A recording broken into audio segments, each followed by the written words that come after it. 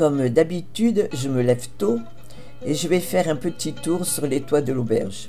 C'est magnifique, avec en arrière-plan cette montagne enneigée par endroits et devant moi, un admirable décor de rosiers odorants. Une terrible tempête a dévasté, la semaine dernière, les vignes et les plantes de l'aubergiste. Mais M. Saïd va y remédier. Excellent petit déjeuner sur la terrasse, parmi les oiseaux et les roses. Lorsque je suis au Maroc, je prends toujours des semaines avec du miel.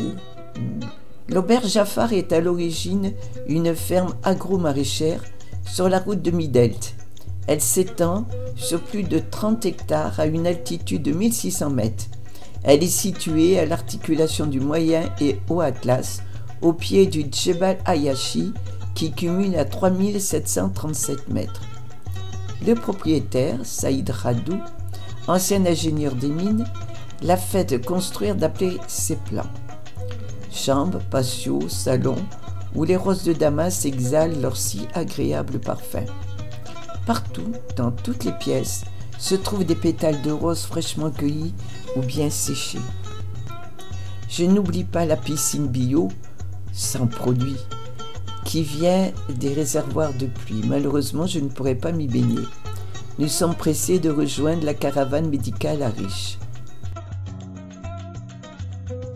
11 heures.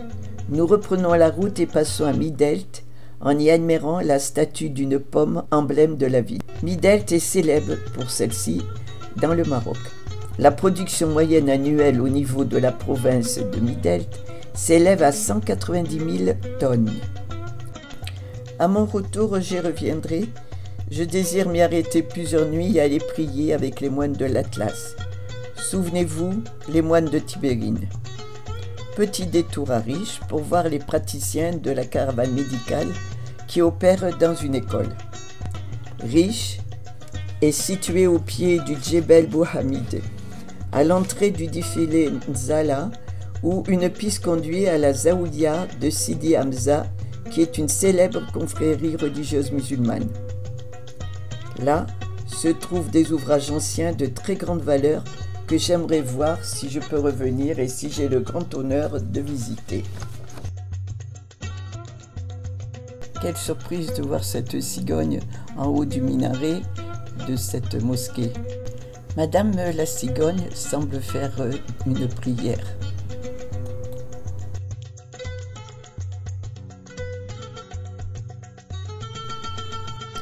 Il est midi. Un soleil de plomb m'éblouit.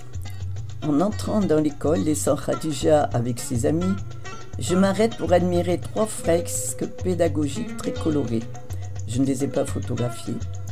Le peintre, un enseignant heureux que je m'intéresse et apprécie ses chefs-d'œuvre, m'en donne l'interprétation.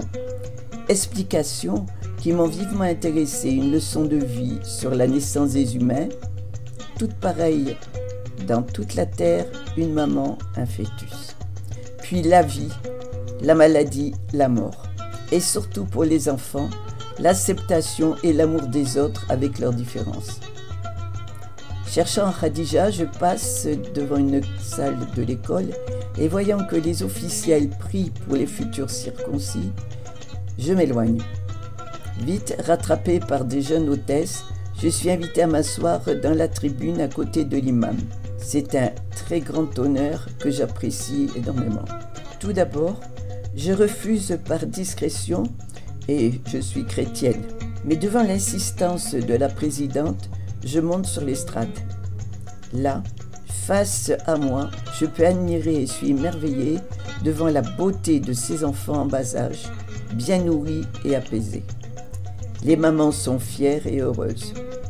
Il émane une grande foi lorsque l'imam commence à prier. Je suis assise à côté de lui. Nous prions. Lui, le Coran, moi, la Bible, le même Dieu.